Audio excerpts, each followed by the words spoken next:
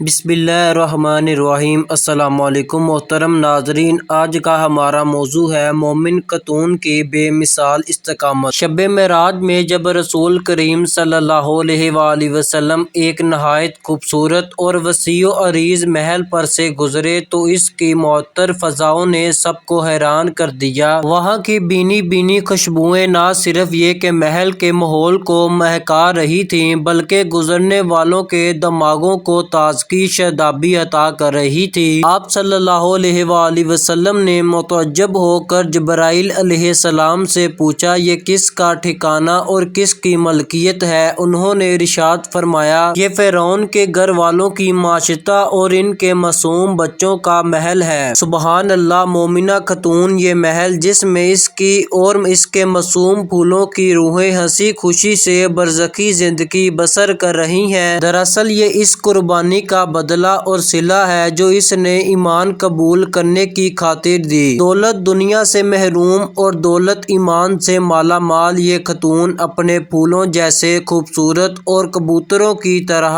بولے بالے معصوم بچوں کا پیٹ پالنے کے لیے اس دور کے مغرور و سرکش بادشاہ کے محل میں مزدوری کرنے جاتی اور دن بھر کام کر کے شام کو واپس لوٹتی، معصوم بچوں کو کھانا کھلاتی اور اللہ کا شکر ادا کر کے سو جاتی، صبح سویرے بچوں کو ناشتہ تیار کر کے کھلا دیتی اور محل میں جا کر اپنے ذمے لگائے گئے کام سر انجام دیتی۔ کیونکہ یہ خاتون نہایت پاکیزہ اور دانش مند تھی، اسی لیے عرصہ دراز سے شاہی محل میں تعینات رہی اور اپنے امور خوش اسلوبی سے سر انجام دیتی رہی۔ ان دنوں سیدنا موسیٰ کلیم اللہ علیہ السلام اور فرعون مصر کے درمیان مقابلہ زوروں پر تھا۔ حضرت موسیٰ علیہ السلام اور ہارون علیہ السلام کی حیرت انگیز کامیابیوں نے اس کے حوریوں کی نیندیں حرام کر رکھی تھیں۔ چونکہ اس متکبر ظالم کے پاس اقتدار تھا فرعون مصر، اس لیے وہ جب کبھی سنتا کہ اس کے قوم کے کسی باشندے نے ایمان قبول کر لیا ہے تو اسے خوفناک سزائیں دیتا، کسی کے ہاتھ پاؤں کٹوا دیتا اور کسی کو لکڑی کے تخت پر لٹکا کر اس کے ہاتھوں اور پاؤں پر میخیں ٹھوک کر سر عام لٹکا دیتا۔ اس کے اسی طرح کے مظالم کے دورانیہ میں حضرت موسیٰ علیہ السلام کی دعوت فرعون کے محل میں بھی پہنچ گئی تھی۔ اس کا خازن ایک خادمہ اور بیوی آسیہ بھی ایمان قبول کر چکی تھیں۔ وہ جب کبھی سنتے کہ سیدنا موسیٰ علیہ السلام غالب رہے ہیں اور فرعون ذچ ہو گیا ہے تو وہ دل ہی دل میں خوش ہوتے اور اپنے ایمان کا اظہار نہ کرتے،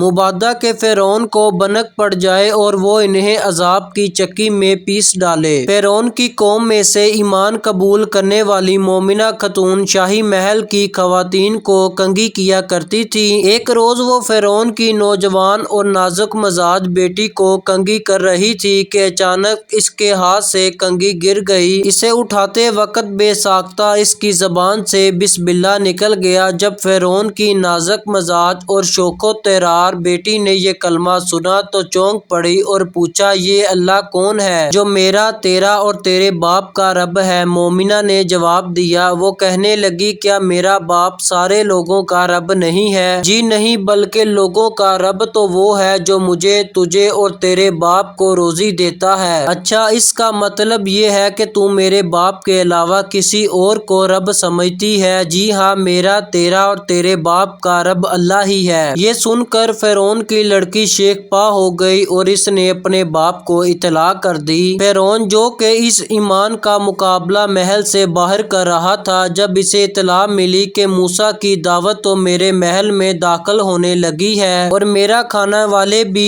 اس کی دعوت پر ایمان قبول کر رہے ہیں تو وہ آگ بگولا ہو گیا۔ اس نے اس بات کا سخت نوٹس لیا اور اپنی خادمہ کو برسرار دربار بلا لیا اور جواب طلبی کی، مجھے اطلاع ملی ہے کہ تو میرے سوا کسی اور کو رب مانتی ہے، کیا یہ بات درست ہے؟ جی ہاں، یہ بات درست ہے کہ میرا اور تیرا رب اللہ تعالیٰ ہی ہے جو بلند اور بزرگ و برتر ہے۔ وہ ظالم یہ سن کر بگڑ گیا اور آگ بگولا ہو کر سپاہیوں کو حکم دینے لگا کہ تانبے والی دیگ کو گرم کرو اور جب وہ آگ جیسی ہو جائے تو مجھے اطلاع کرنا۔ اس کے بعد فرعون نے اس بی بی کو بلایا اور دھمکی دی کہ اگر تو نے میری خدائی تسلیم تسلیم نہ کی اور اس بات پر قائم رہی جو موسیٰ علیہ السلام کہتا ہے تو میں تیرے سامنے تیرے بچوں کو اس دیگ میں پھینکواؤں گا اور آخر میں تجھے بھی نظر آتش کر دوں گا۔ معصوم اولاد ماں باپ کی بڑی کمزوری ہوتی ہے۔ جس کے پاس اولاد نہ ہو وہ کائنات میں مارا مارا پھرتا ہے اور اپنی آرزو پوری کرنے کے لیے ضعیف الاعتقادی کی بنا پر وہ کچھ بھی کر بیٹھتا ہے جو ایمان اور اسلام کے منافی ہوتا ہے، اور جس کے پاس اولاد ہوتی ہے وہ اس کے اندر اپنی جان سمجھتا ہے۔ دیکھا گیا ہے کہ جب کبھی کوئی بچہ ماں سے ناراض ہو کر گھر سے نکل جاتا ہے تو اس کی ماں ماری ماری پھرتی ہے، کبھی مسجدوں میں اعلان کراتی ہے اور کبھی ریڈیو ٹیلی ویژن پر اخبارات میں اشتہارات چھپاتی ہے کہ گمشدہ بچے کی والدہ تڑپ رہی ہے اور بستر مرگ پر پڑی ہے، خدارا اس کی ممتا پر رحم کیجیے اور بچے کا پتہ بتلائیے۔ بچوں سے محبت کا معاملہ انسانوں تک ہی محدود نہیں بلکہ یہ جذبہ حیوانوں اور پرندوں درندوں میں بھی پایا جاتا ہے۔ ایک مرتبہ اخبارات میں آیا کہ کسی ملک کے چڑیا گھر والوں نے جنگل سے چیتے کا بچہ حاصل کرنے کے لیے بذریعہ طیارہ جنگل میں پہنچ گئے۔ وہاں چیتے کے بچے کو اکیلا پا کر فوراً طیارے میں لے آئے اور اس کا منی گیٹ بند کر کے طیارہ سٹارٹ کرنے لگے۔ اس عرصہ میں بچے کی ماں آ کر طیارے سے چمٹ گئی، جوں ہی طیارہ اڑا وہ بھی اس کے ساتھ فضا میں لہرانے لگی۔ پائلٹ نے یہ صورتحال دیکھ کر ترس کھایا اور طیارہ اتار کر بچہ رہا کر دیا۔ وہ دونوں ماں بیٹا ہنسی خوشی اچھلتے کودتے جنگل میں داخل ہو گئے۔ لہٰذا بچے ماں باپ کی بڑی کمزوری ہوتے ہیں، جب وہ بیمار ہو جائیں تو ماں باپ کے لیے دنیا اندھیرا ہو جاتی ہے اور جب وہ مسکرا دیں تو والدین کے لیے کائنات روشن ہو جاتی ہے۔ فرعون نے جب اس مومن خاتون کو بچوں کو جلا ڈالنے کی دھمکی دی، اس نے کامل استقامت کا مظاہرہ کیا، نہایت اطمینان و سکون سے جواب دیا اور کہا کہ میں تو اس حقیقت پر ایمان رکھتی ہوں کہ میرا اور تیرا رب اللہ ہی ہے، اگر تو اس کی پاداش میں مجھے اور میرے بچوں کو مار ڈالے گا تو میں صبر کروں گی۔ چنانچہ اس ظالم نے جب دیکھا کہ دیگ گرم ہو کر آگ کی طرح دہکنے لگی ہے تو اس نے اس کے بچوں کو پکڑوا کر اس کے سامنے کھڑا کر دیا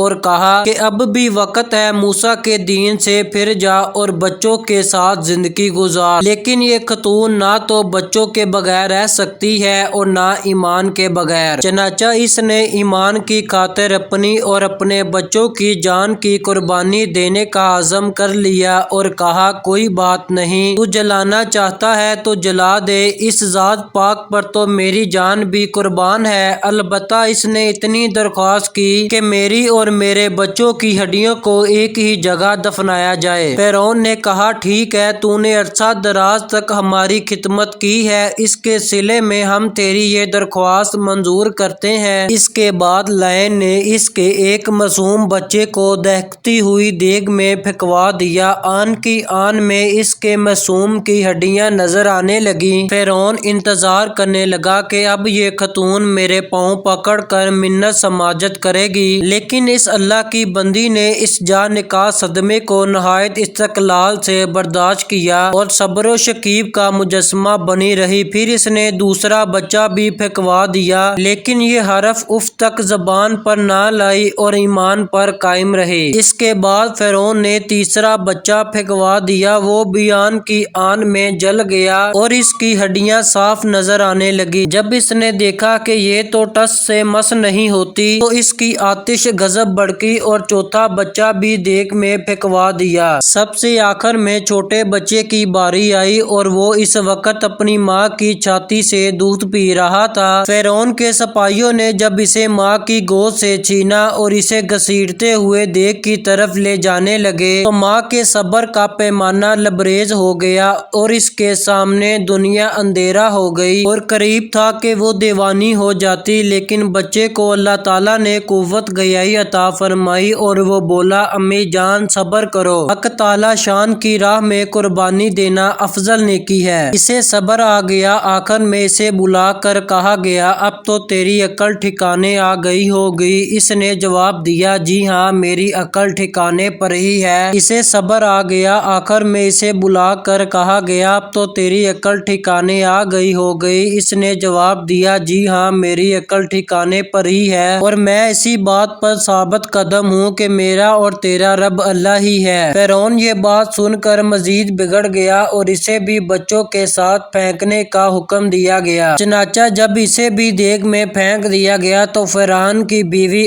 آسیہ نے بھی ایمان کا اظہار کر دیا اور اسے اس سے زیادہ المناک مصائب کا سامنا کرنا پڑا۔ اسے بھی سولی پر چڑھا دیا گیا اور اس کے ہاتھوں اور پاؤں میں میخیں ٹھوک دی گئیں اور اسے تختے سمیت دھوپ میں لٹکا دیا گیا۔ وہ بیچاری کئی دنوں تک سسک سسک کر اللہ کو پیاری ہو گئی لیکن آخری دم تک ایمان پر قائم رہی۔ اللہ تعالیٰ نے ان کی قربانیوں کو قبول فرمایا اور جنت میں اپنے پاس انہیں جگہ عطا فرمائی۔ سبحان اللہ۔ اللہ تعالیٰ ہمیں بھی اپنے ایمان پر استقامت نصیب عطا فرمائے۔